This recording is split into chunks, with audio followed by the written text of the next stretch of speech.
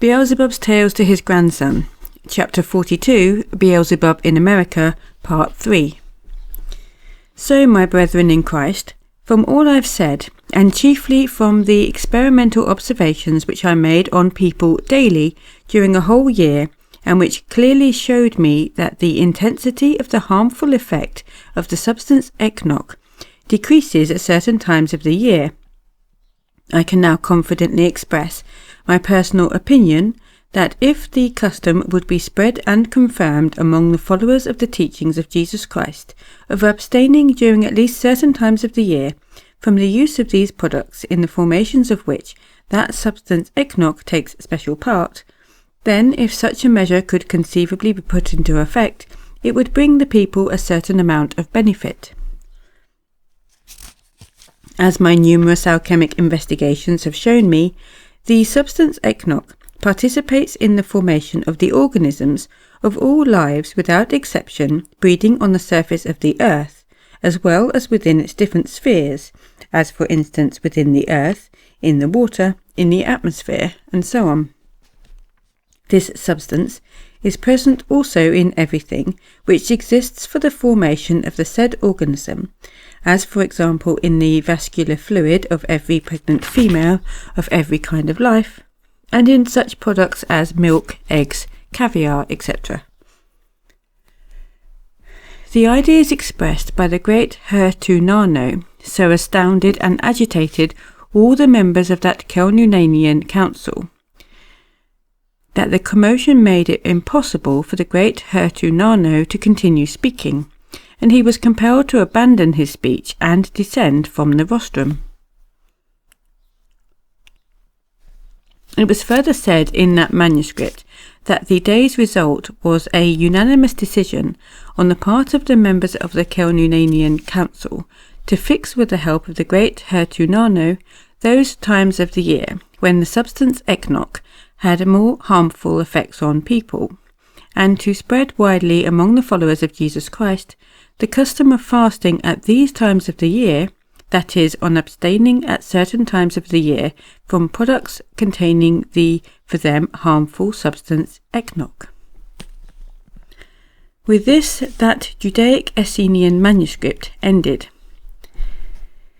As you can see from this, the creators of this custom had in view that the followers of that religion should abstain at the fixed times from those products which contain the substance very harmful for their health, and particularly to their psyche. But the Russian sorry Orthodox Christians, who consider themselves faithful followers of that great religion, also fast, but during their fast they eat the flesh of fish. That is to say, they eat just those organisms which contain, according to the researches of the great Hertunano, the harmful substance eknok, precisely to guard them against which that wise and salutary custom was created. And with that, my boy, I then concluded my conversation with that sympathetic young Persian concerning the destruction and transformation by contemporary beings of these good customs which were handed down from the ancient days of their wise ancestors. Our incomparable Mulla Eddin has also a very apt and wise sentence. Eek, people, people, why are you people? If only you were not people, you might perhaps be clever. A very favourite saying of the American Uncle Sam also does very well to define the same idea. It is said that when Uncle Sam from America happens to have drunk a little more gin than usual, he always says during a pause, "When nothing's right, only then all is right." But for myself, I will only say in this case, wicked moon. At any rate, my dear boy, I must admit that certain customs existing there which have reached the contemporary favourites of yours from remote antiquity are exceedingly good for the ordinary existence of the beings of certain communities there. These customs are good because they were invented and introduced into the process of the existence of beings by those three-brained beings there, who brought the perfecting of their reason up to so high a degree as unfortunately none of your contemporary beings there any longer attains. the contemporary people beings are able to create only such customs as make the quality of their psyche still worse. For instance, they have recently made a practice of always here, there and everywhere dancing a certain dance called the foxtrot. At the present time, this foxtrot is indulged in everywhere at all times of the day and night, not only by young and still unformed beings who do not even begin to be aware of the sense and aim of their arising and existence, but also by those whose faces clearly express, as it can be constated by every normal, more or less sensible three-brained being, that in respect of their duration of existence, as our teacher would say, not only have they one foot in the grave, but even both. The point, however, is that the process of the experience in a being during the said foxtrot is exactly similar to that which proceeds during that children's disease, which the great Moses called Maud Dorton. The disease which the great Moses devoted half his existence to eradicating from among children, a host of your contemporary favourites of responsible age have almost deliberately resurrected again, and spread not only among children and the general mass of adults, but also even among the aged as well. These good customs for ordinary existence reached your contemporary favourites from ancient three-brained beings of your planet, and very many now still exist there among the beings of various communities of the continent Asia. Certain of these customs existing there now appear when first witnessed as absurdly strange and barbaric, but on a close and impartial investigation of the inner meaning of any of these customs, one can see how skilfully there has been incorporated in them, for the people who follow them, one or another moral or hygienic benefit. Take as an example one of the most seemingly senseless of the customs there, one existing among a certain tribe of Asiatic beings called Kolenian laws, or Kolenian gypsies, dwelling between Persia and Afghanistan, and which other beings call their gypsy self-fumigation. Exactly the same end is served by this seemingly stupid custom as by the Persian custom of ablution or abdest. This gypsy tribe is regarded as the lowest and filthiest of all the tribes existing on the earth, and indeed they are so filthy that their clothes are always swarming with the insects called lice.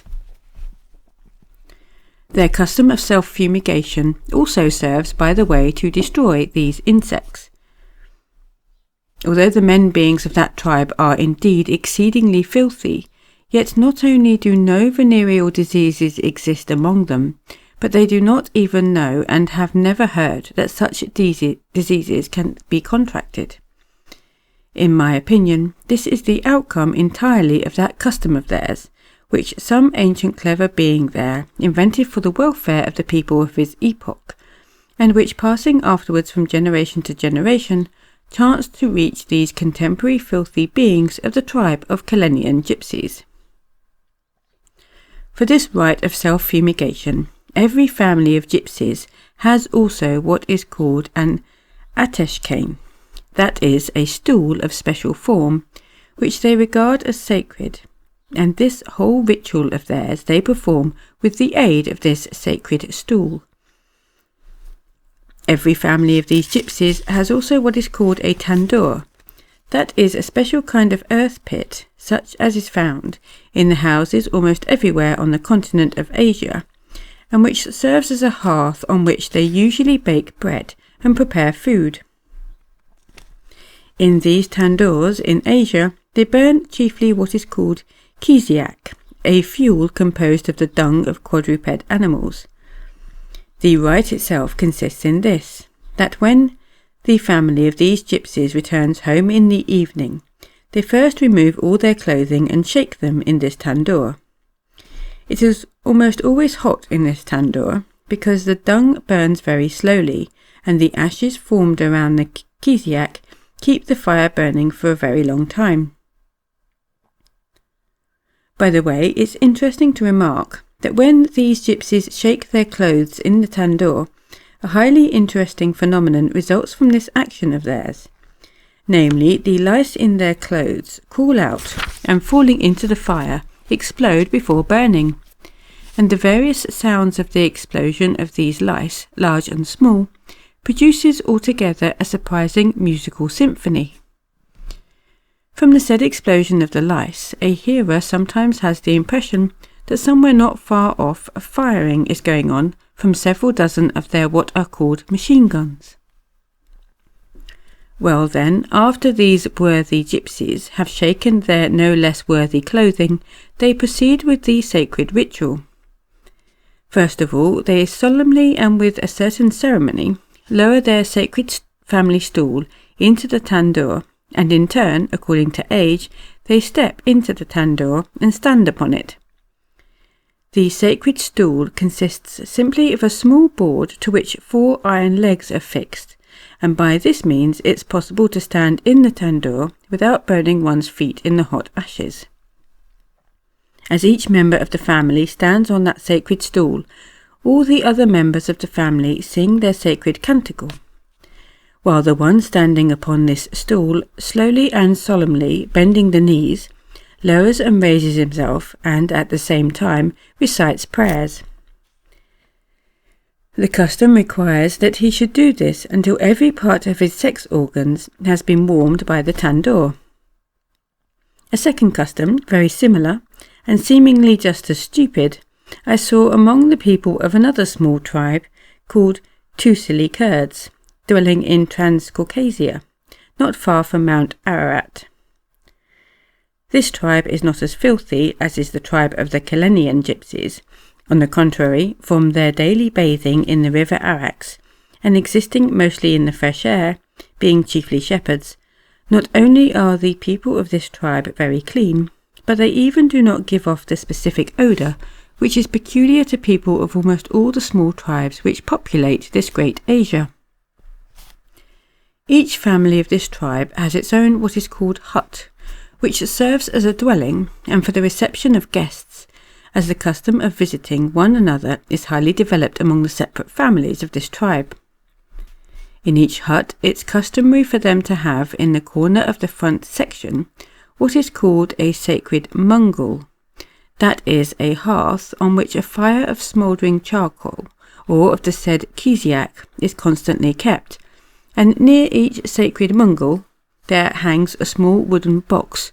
called katulnots, which is always kept supplied with the roots of a certain plant. The rite of self-fumigation consists in this, that every member of the family and every guest of either sex, before going into the principal section of the hut, is obliged to enter this sacred mungul, in order, as they say, to purify himself from the influence of those evil spirits by which man is surrounded when he is busy with honest work. After this purification is carried out in the following manner, each person going into the hut must approach and take a few roots out of the hanging box, and throw them into the fire, and afterwards, in the smoke from the burning of these roots, fumigate his sex organs. In the case of a woman, she simply spreads her skirt and stands over the mungul. If it's a man, he either takes off or lets down his trousers and also stands over the said smoke. Only after such a purification can they enter the chief room, otherwise, as they affirm, not only will evil influences be brought into the house, but owing to these accumulated influences, a man might contract very evil diseases. These sacred munguls are usually screened by the very best judjims, that is, by a special fabric woven only by the Kurds.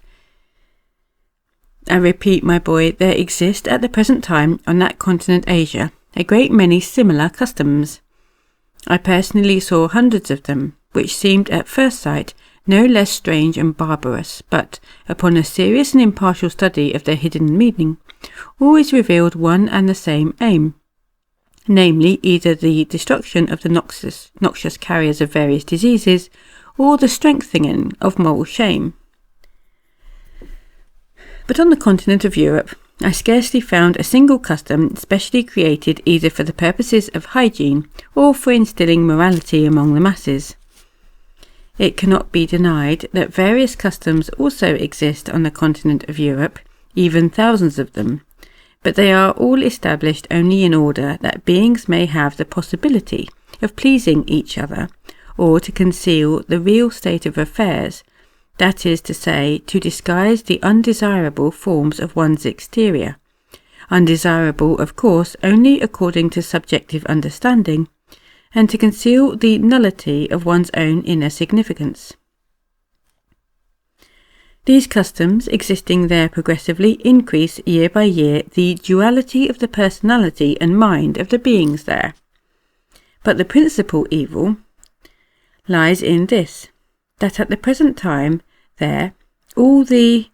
oskianotsnul of the rising generation, or the education of the children, is rendered and reduced only to the adoption of these innumerable customs which exist among them and engender only immorality. Hence it is that year by year the data crystallized in them by tens of centuries for the being of an image of God, and not simply, as they themselves would say, of an animal, are on the one hand decrystallized, and on the other hand their psyche is already becoming almost such as our dear teacher defines by the words, "There is everything in him except himself." And indeed, my boy, owing to the complete absence of good patriarchal customs, and to their notorious education, the contemporary beings of that continent have already become completely transformed into what are called automatons, or living mechanical puppets. At the present time, any one of them can become animated and manifest himself outwardly, only when there are accidentally pressed the corresponding what are called buttons of those impressions already present in him, which he mechanically perceived during the whole of his preparatory age. But unless these buttons are pressed, the beings there are in themselves only, as again our highly esteemed Mullah Nasser Eddin says, pieces of pressed meat. It must without fail be remarked here that one of the principal causes of this state of the beings of contemporary civilization is also that same onanism of theirs, a disease which in recent times has come to be almost epidemic there,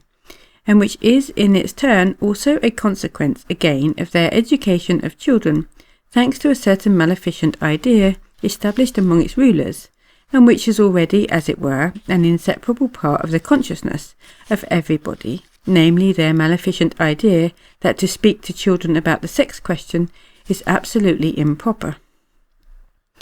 And further, I again emphasize that just this, for their naive reason, trifling idea, the significance of which none of them takes into consideration, considering it simply as what they call a question of decency or indecency, is the chief cause of their having come to this phenomenal, so to say, psychic mechanality.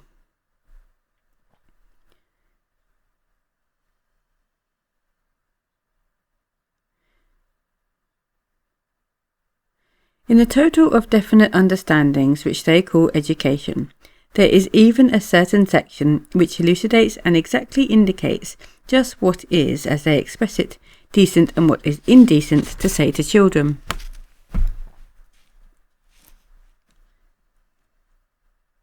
You must know that at the end of my last sojourn on the surface of your planet, I had to make this maleficent terrestrial question the subject of my special observation and even to study it in great detail. To know approximately what results the terrestrial contemporary education of children leads to, I will tell you of just that one occurrence which was the first cause of my subsequent special interest in the question of this terrestrial misunderstanding. Although this occurrence took place in a large community of Russia, yet nevertheless this story, which I shall now tell you, is very characteristic and gives a very good picture in general of the education of the children of their contemporary civilization.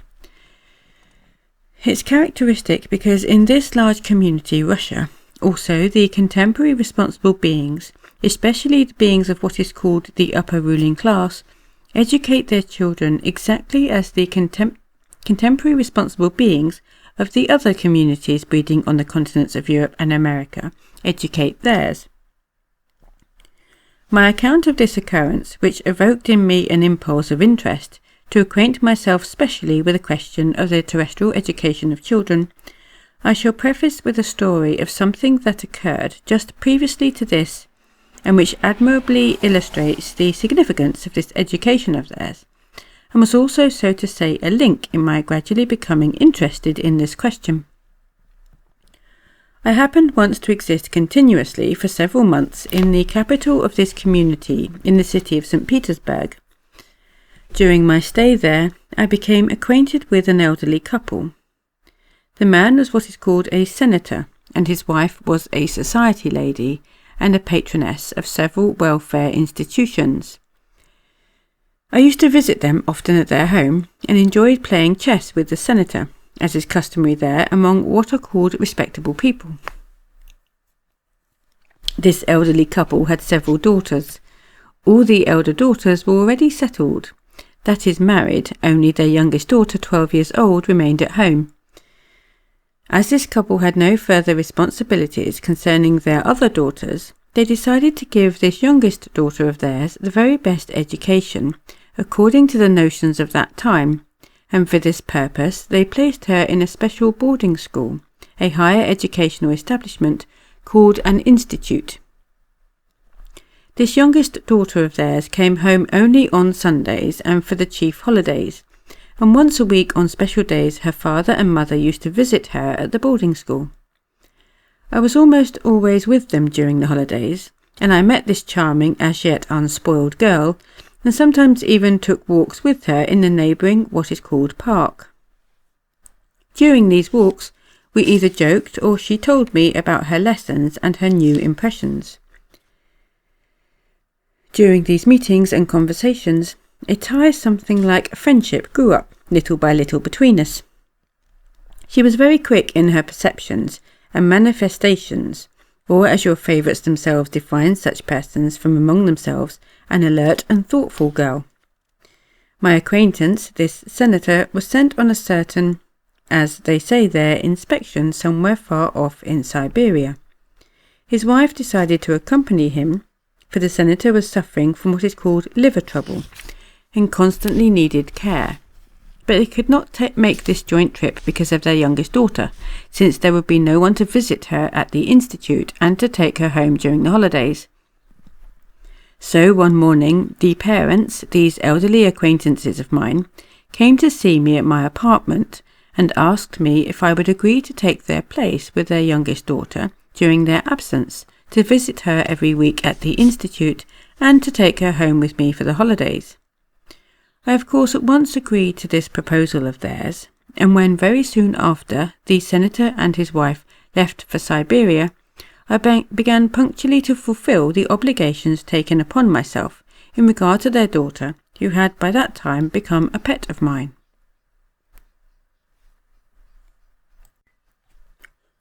Upon my first visit to this educational establishment, which existed specially for the education of children,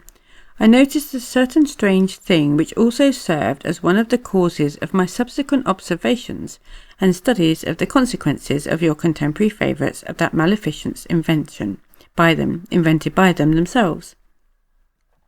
On the day of my visits to this, as they call it, genteel institution, there were many visitors in the reception room where the meetings of the parents or guardians with their children or wards actually took place. 1 or 2 parents or guardians had only just come in. Others were already talking with their children or foster children. Others were awaiting the arrival of their children, and all their attention was fixed on the door through which the pupils of that establishment usually entered. I also, after I had come into this reception room and had explained to the inspectress on duty who it was I wished to see, sat down to wait for my chance foster child. While waiting I looked around. All the pupils of this genteel establishment were dressed alike, and all wore their hair similarly braided in 2 braids, the ends of which, tied with ribbons, hung down their backs. What struck my eye was a certain peculiarity in these ribbons and braids. On some of the pupils these ribbons simply hung down the back, but on others, although they also hung down the back, yet the ends of these ribbons were tied together in a certain way. On the very next holiday, when I took my foster child home, talking with her over what is called a samovar, I asked her, "Tell me, Sonia, please, why, although the pupils of your institute dress alike in everything else, there is that peculiarity in the ends of their braids?" She immediately blushed, and without answering this question of mine, stared pensively into her tea, and only after a certain time nervously replied,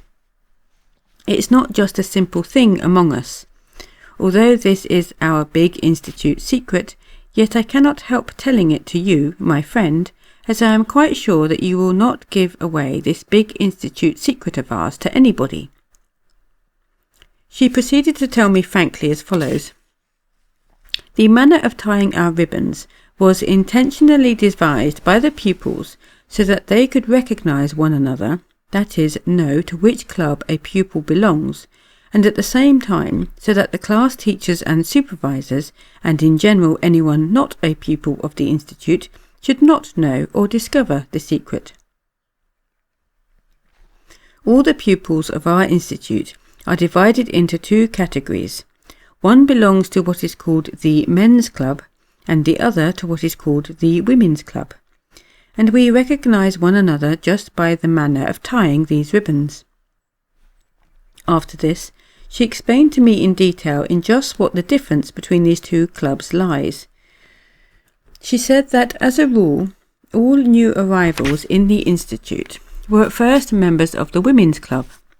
and only afterwards, if any pupil proved to be daring toward the teachers, or in general showed herself very active in some way or other, then by the common consent of all the pupils, she was enrolled as a member of the men's club, and from that moment tied the ends of the ribbons of her two braids together.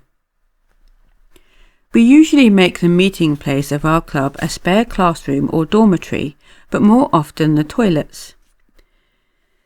The members of the men's club have in general the following privileges. They have the right to choose and to command as many as they like and whom they please of the pupils who are members of the women's club, and these latter are obliged always to gratify every wish of the given member of the men's club,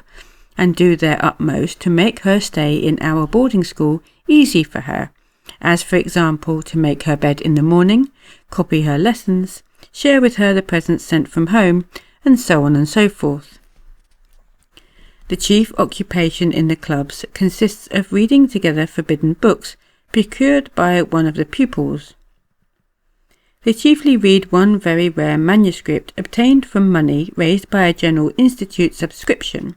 wherein is expounded in detail the whole of the teaching of the famous poetess Sappho.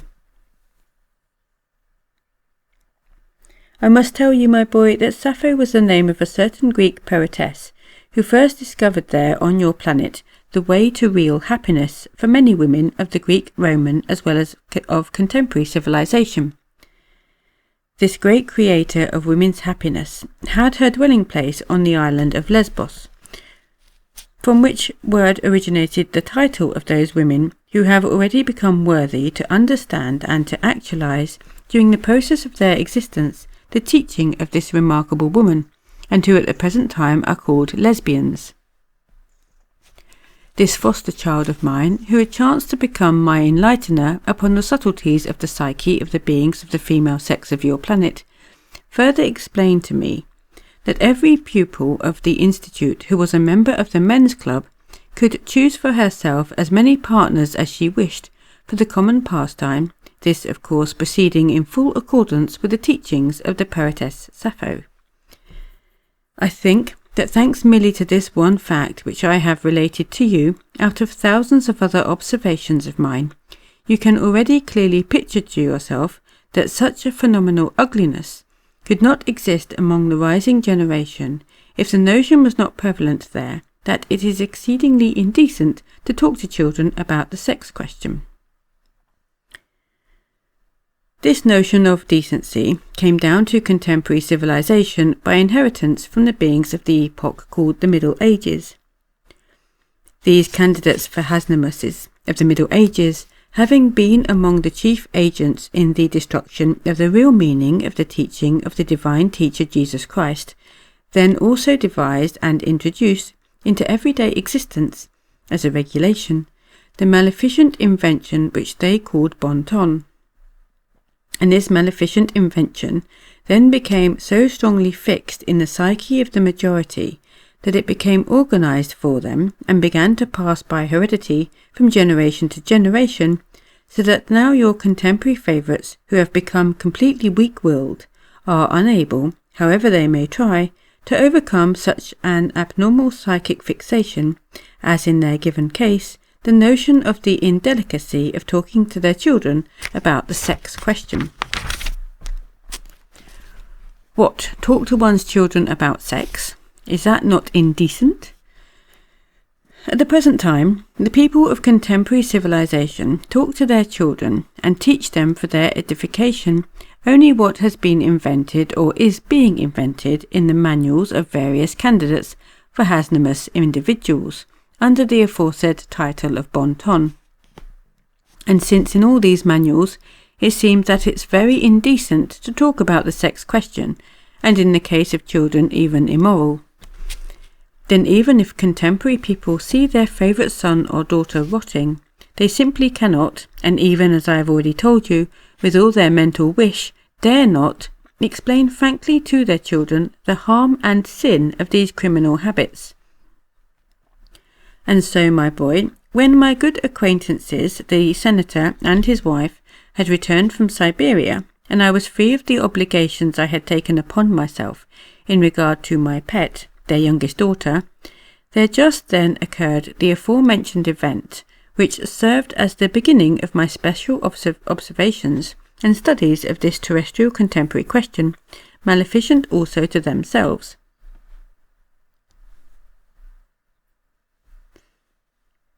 This sorrowful event occurred there in St. Petersburg itself, in just such another educational institution, and consisted in the following.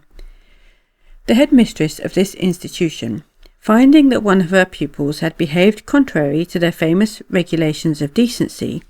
reprimanded her so harshly and so unfairly that, as a result, the accused and her friend, two growing girls with the germs of data for future normal women mothers, hanged themselves. My investigations into this case elicited the following.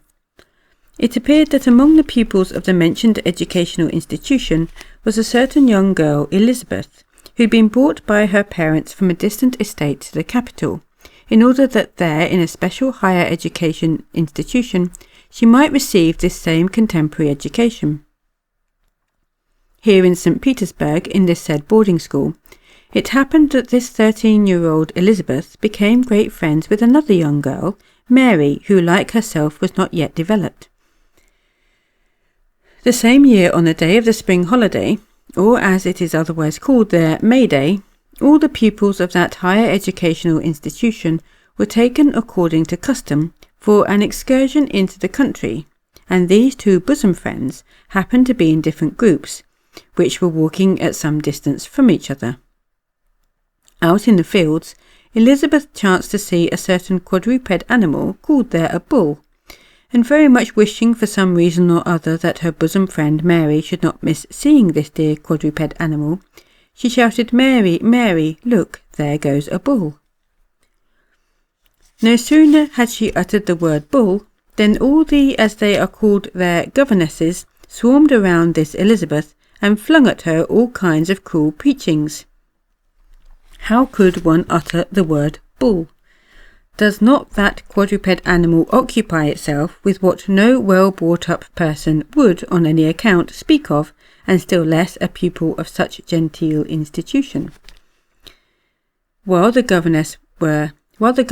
were persecuting this poor Elizabeth, all the pupils of the institute gathered around, and the headmistress herself came up,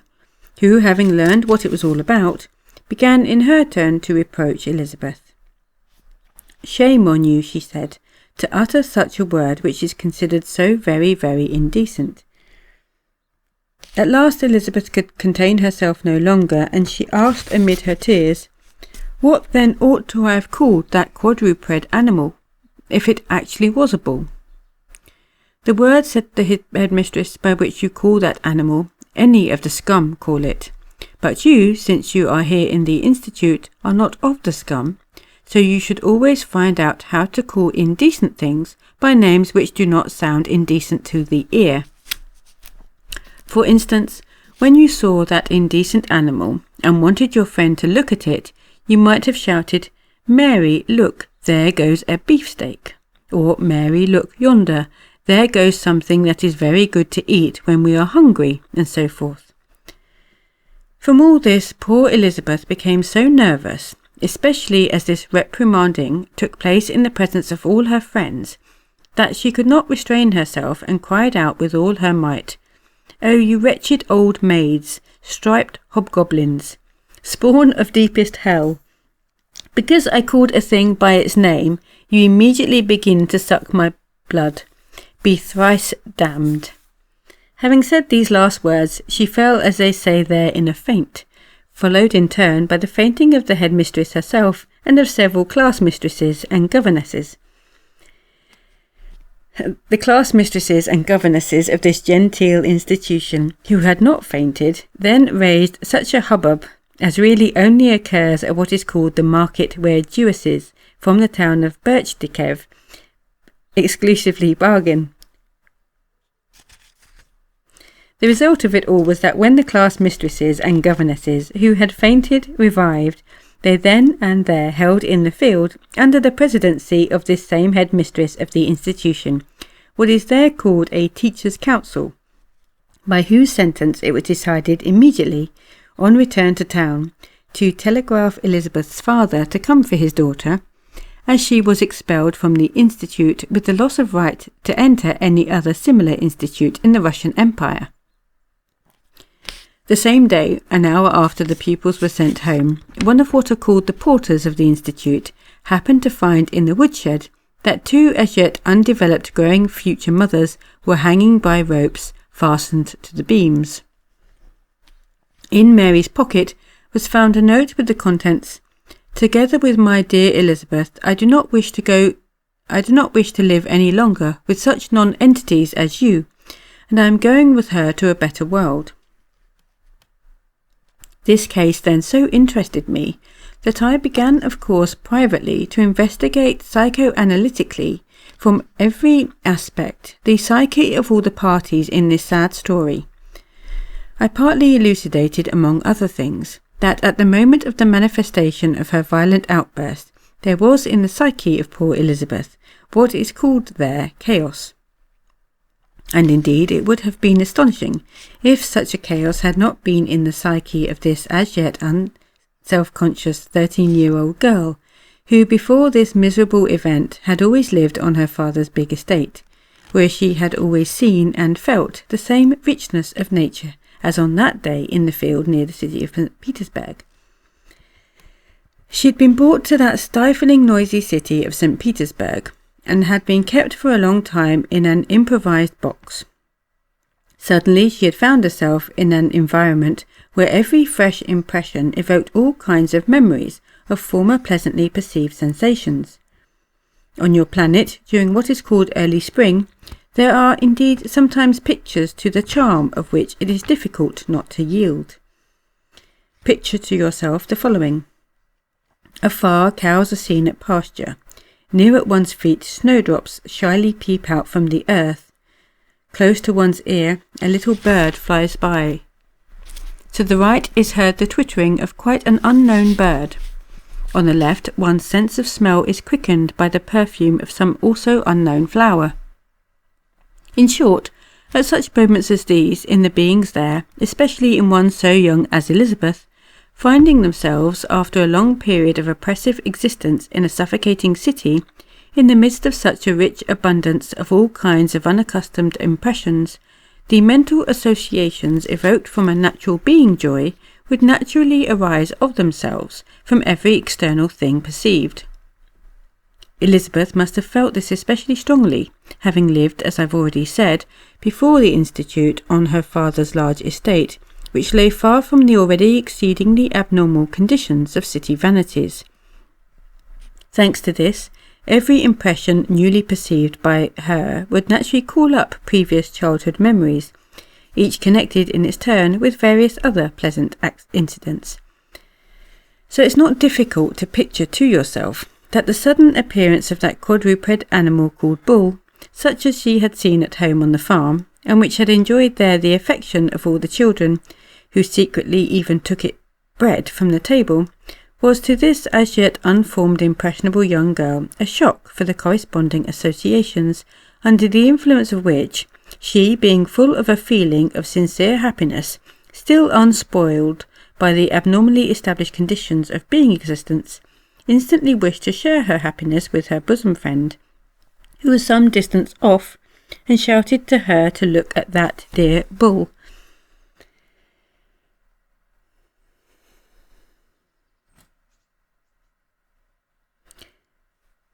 Now I ask you, how should she have called this quadruped being, since it was actually a bull? Really beefsteak, as advised by the esteemed headmistress of this esteemed higher educational institution, which existed there specially for the education of children, according to the barbarous system of theirs existing there to their misfortune also at the present time? As you see, my boy, intending to tell you a little more about the three-brained beings who have interested you, and who breed on that continent of North America, I have, by the way, said a great deal in general about the three-brained beings arising and existing on all the continents of that peculiar planet. I don't think you will have any grievance against me for this, since you have at the same time managed to learn many more facts elucidating the details of their strange psyche. Concerning specially what is called the degree of degeneration of the common presences of those who compose this contemporary large group on the continent America, in respect of the loss of possibilities for the acquisition of being, nearer to the normal being of three-brained beings in general, I can tell you something somewhat consoling for them, namely, that in my opinion, there remains among them the largest percentage of beings in whose presences the said possibility is not entirely lost. Although this new group is composed of, and still continues to be, increased by three-brained beings breeding on the continent of Europe, where for such beings with the aforementioned possibilities it's already necessary, particularly in recent times, as our wise teacher Mulanasa Eddin says on such occasions, to look specially with the most powerful electric arc lamps. Nevertheless, I repeat, in this large group there is a larger percentage of such beings than on the continent of Europe. It seems to me that this happened because there have migrated there, and still now migrate from the continent of Europe, beings chiefly from among what are called the simple beings, who are not, so to say, the hereditary offspring of the European beings belonging to the ruling class, in whom, thanks to transmission by inheritance from generation to generation, during long centuries of predisposition to Hasnamusian properties, there is at the present time so much of what is called inner swagger, that it would never permit them to blend with the general mass in order to strive together with common efforts to become such three-brained beings as they should be. Thanks only to the fact that among the three-brained beings breeding on that continent there were only very few of the offspring of the ruling caste, and that the general mass of beings was in itself a medium in which it was still possible for our brother to exist, and not be under the influence of those local radiations, which are formed owing to surrounding beings, and which act harmfully on what are called the subjectively natural inner forces of every being. I was therefore able during my stay among them to rest as I desired. Now, my boy, that I have spent so much of my time explaining the meaning of all the various innovations and all the renewals of former pernicious customs which had already many times existed on their planet, among the beings of this big new contemporary grouping, and which have already at the present time become, in the objective sense, harmful, not only for them themselves, but also for all the other three-brained beings who've interested you and who breed on quite other continents. It's therefore, in my opinion, already unavoidably necessary for a, so to say, closing chord to initiate you also into those of my thoughts which began in my mentation on the last day of my sojourn among them in the city of New York, and which ended on the steamer as it was moving away from that continent toward the east.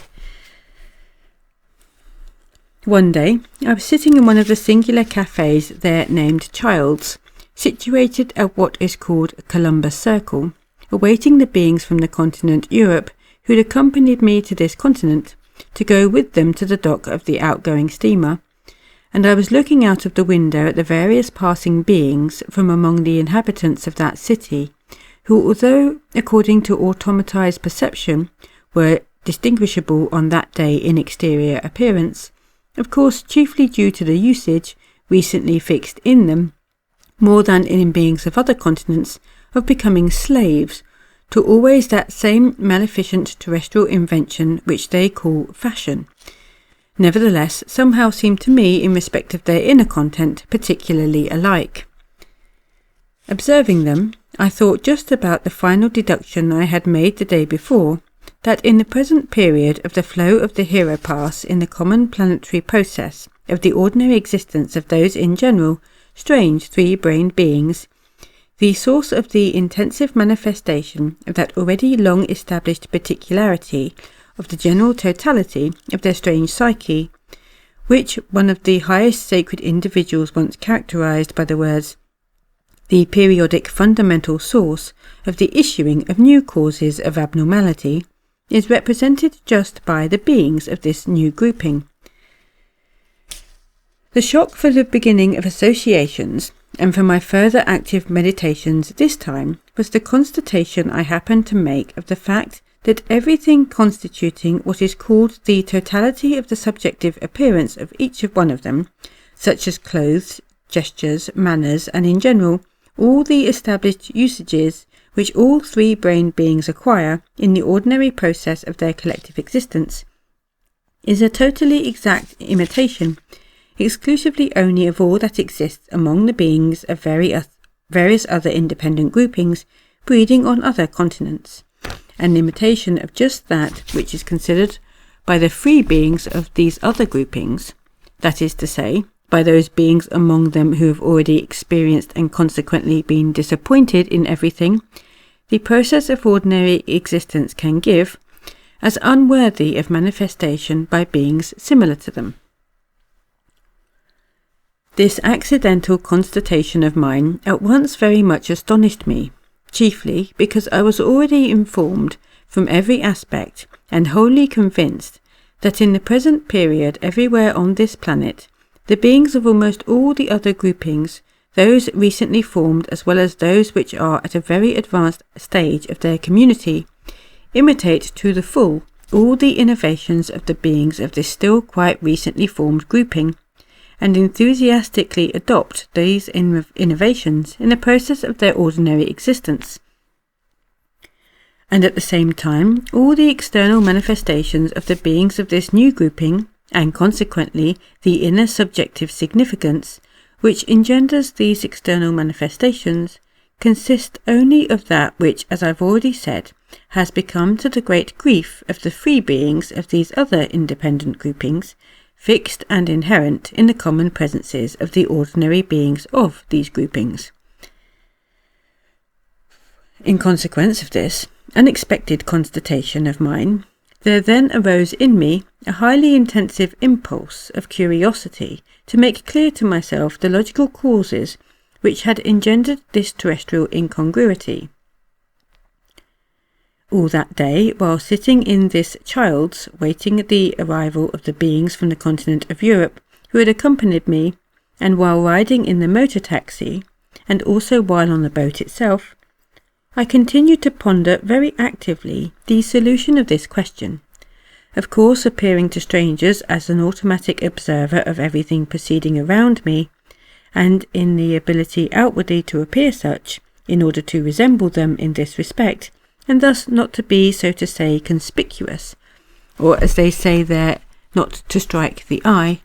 I became there on the earth ideally, or as they would say artistically, expert. Sitting on the deck, looking at the twinkling of the lights on the shore of this continent, gradually growing fainter as the steamer moved away towards the east, and pondering over and logically comparing all the facts ensuing from one from the other, I, as a result, made it almost entirely clear to myself just why and how the said incongruity could have arisen on this ill-fated planet. At the beginning of these ponderings of mine, I established many facts which had enabled this to arise, but afterwards, when I began successively to exclude those which inevitably ensue, as is done in such cases, then, as a result, one fact became clear to me,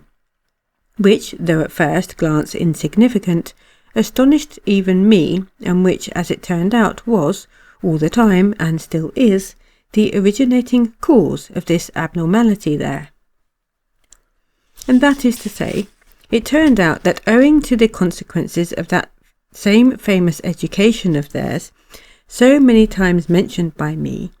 there inevitably arise in the common presence of each of them, in general during his age of preparation for responsible existence,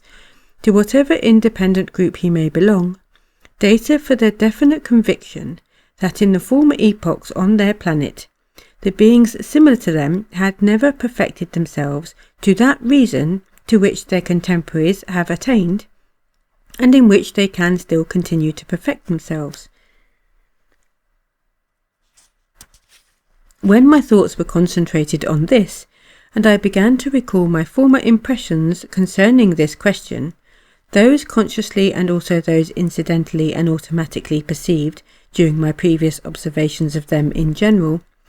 I gradually established that all your favourites, particularly in the last 30 centuries, had indeed become convinced, during all their responsible existence,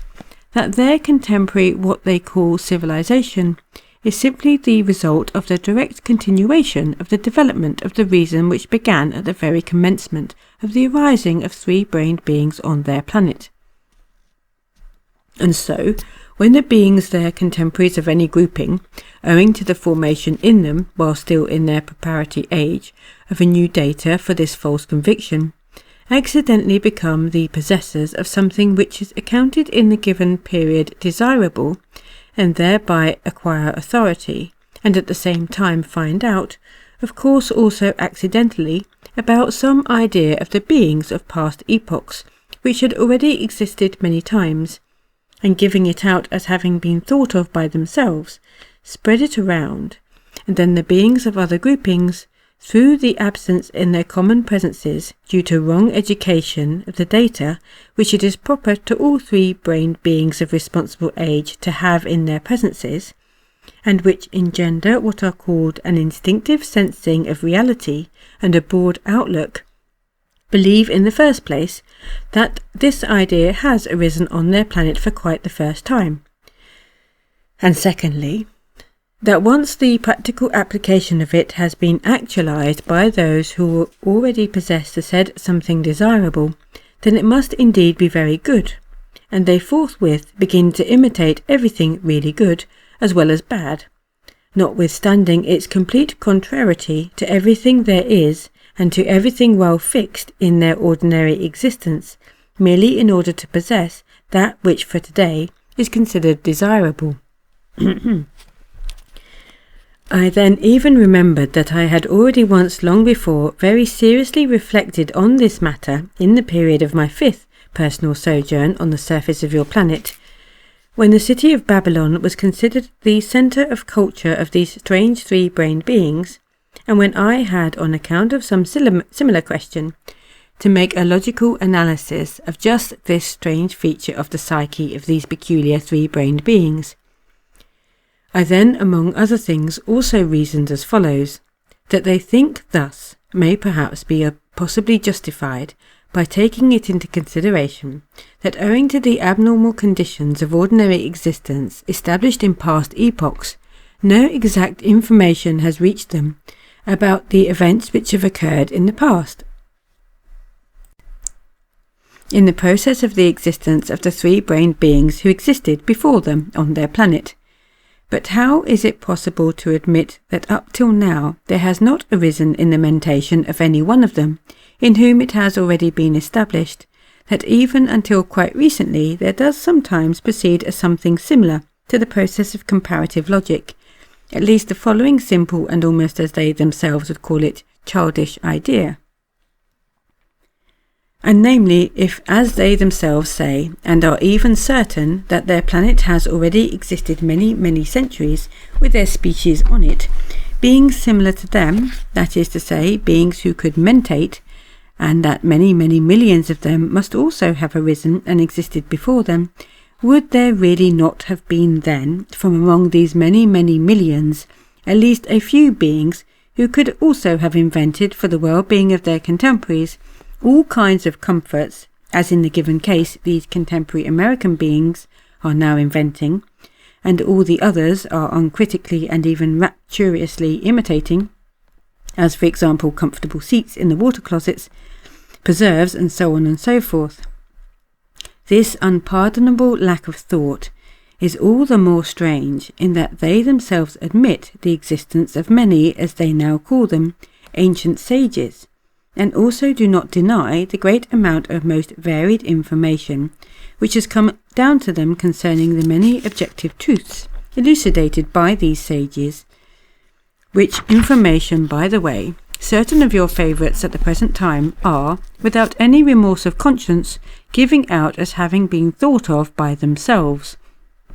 and exploiting to the full for their various egoistic aims, without at all suspecting that the totality of the results of these wiseacrings of theirs will inevitably lead their descendants sooner or later to total destruction.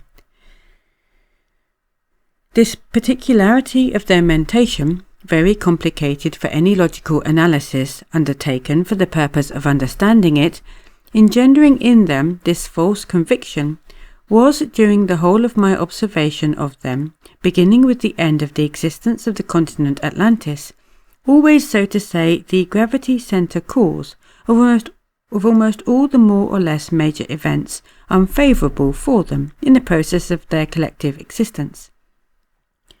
Thanks to this false conviction, the result of their strange mentation, and in addition, thanks to the effect on the totality of the functioning of their feelings of the consequences of the properties of the organ Kunderbuffer, which inevitably arise in their presences at responsible age, and which are called envy, greed, and jealousy, it always happens there that when the beings of any grouping become the possessors of anything which, in the given period, is considered desirable, in most cases because of that maleficent practice fixed in their everyday existence,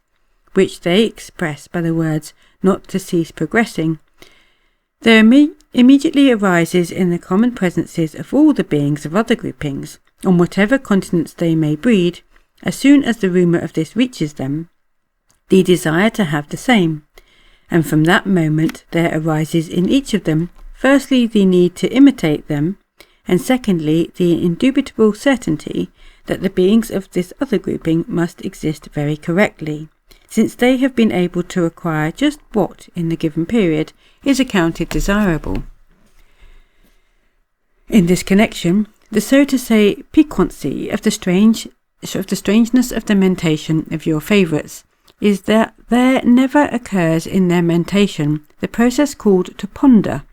in order to understand, if only approximately, the true causes of the possession by others of that on account of which there arise in them envy, greed, jealousy, and so on.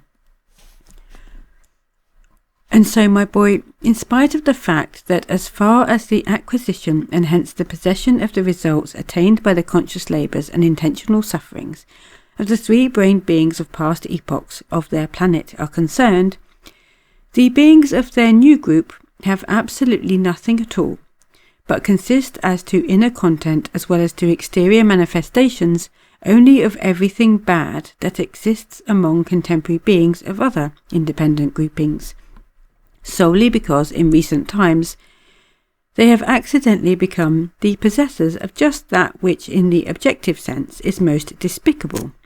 yet which, owing in general to the fixed abnormal conditions of the ordinary existence of these unfortunates, is considered desirable, Nevertheless, the beings of all the other groupings now imitate to the full everything they invent. Of all the maleficent inventions of the beings of this contemporary grouping which have accidentally acquired authority, the most harmful for their common presences, in respect of the possibility of rectifying in the future these so to say already actualized maleficences, must be considered the practice they have established of passing a great part of their time of their existences in high houses. In order that you may clearly picture to yourself the significance of all the harm from just this invention of theirs, I must first of all explain to you the following. Do you remember when I spoke to you about that maleficent means existing there at the present time called sport? I said that the duration of the existence of these favourites of yours was in the beginning also Fulasnitamnian, that is to say, they had to exist until their body Kesjan was completely coated in them and perfected up to the required gradation of reason, and that afterwards, when very abnormal conditions of ordinary being existence began to be established there, great nature was constrained to actualize their presences and also the subsequent process of their existence on the principle of itoklanos, that is, according to the results of certain surrounding causes. Thereafter, one of these causes has also been the degree of the density of the vibrations of their second being food, that is, as they themselves would say, the degree of condensation of the air they breathe. The point is that this cosmic formation, which serves as the second food for beings, is also composed according to the second fundamental common cosmic law of the sacred Triamasikamno, and is also actualized by means of its three heterogeneous cosmic substances. And namely, the first is the emanation of the sun of that system, in which this same definite cosmic arising serves as a second food for beings. The second are the substances transformed on that planet itself, on which the beings fed by this food exist. And the third are those substances which are transformed through the other planets of this system, and which come to the given planet through their radiations. And so the process of fusion of all these substances required for the normal formation and existence of beings, which are transformed by the planet itself, and which actualize the second holy force of the sacred Triamasikamno, can proceed in the correspondingly required definite proportion only within certain limits of the atmosphere from the surface of planets because, owing to the second grade cosmic law called Tenikdua, or as your favourites would call it, law of gravity, these substances cannot penetrate beyond a definite height of the atmosphere. In my opinion, you can yourself apprehend all the subsequent ensuing consequences of this question, which I have just now brought to light, and compose data in yourself for your own opinion of the significance of this invention of theirs. I think, my boy, that I have now fully satisfied your curiosity concerning those dollar foxtrotting followers of what is called Christian Science. In the name of objective justice, it now only remains for me to remark that whatever they may turn into in the future, I had, however, during my existence among them, the possibility of inwardly resting, and for this I ought now to express to them my sincere thanks. And you just now, my heir, to whom has already been transmitted and will be transmitted by inheritance everything acquired by me during my long existence, of course only in so far as you yourself will deserve it by your own conscientiousness, being existence, and honourable service to the all-common Father Maintainer, our endlessness, I command you, if you happened for some reason or other to be on the planet Earth, to visit without fail the city of New York, or if by that time this city should no longer exist, then at least stop at that place where it was situated, and to utter aloud, "In this place my beloved grandfather, my just teacher Beelzebub, pleasantly passed a few moments of his existence." I even charge you, of course, again, as the heir to whom, as is general, will devolve the fulfilment of the obligations which his predecessor took upon himself, and which for some reason or other were left unfulfilled, specially to turn your attention to and to elucidate a question which greatly interested me, and which I personally was unable to elucidate, as it was still premature to do so. That is to say, I charge you to elucidate for yourself into what a maleficent form for their descendants, if of course by that time their descendants still continue to arise, will the results have become moulded of the disease very widespread at that time, which one of their misters, by name Onanson, called writing itch. And indeed, my boy, having then, during my stay there, a more or less close relationship with many of them, I very soon found out that almost every one of them either had already written a book, or at that time was writing one,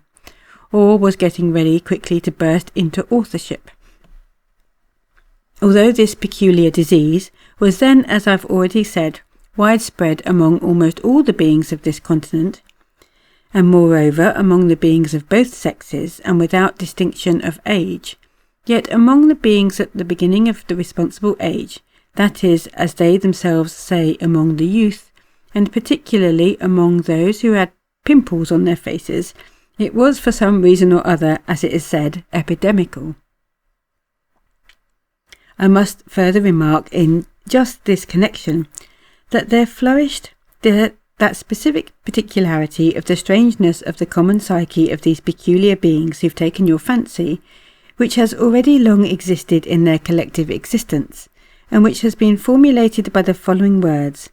the concentration of interests on an idea which has accidentally become the question of the day. Here also, many of them, who turned out to be a little, as is said there, more cunning, and in whom the data for the being impulse called instinctively to refrain from all manifestations which may lead surrounding beings similar to oneself into error, were more atrophied, organised various what are called schools, composed all kinds of manuals, in which much attention was given to showing in detail just what the sequence of words should be, so that all compositions should be better perceived and assimilated by the reader. And thus all those attending these schools, and all readers of these manuals, being themselves in regard to being, and in regard to information concerning reality, exactly such types as our teacher Maulana Sa'eddin defined by the words nullities with an atmosphere of unendurable vibrations, began according to these indications to wiseacre. And since in the first place, thanks to various other abnormalities fixed in the conditions of the ordinary existence of the beings of this new grouping, the process of reading has previously in general become an organic need of theirs, and secondly, that it was possible to appreciate the contents of any composition exclusively only by reading it through,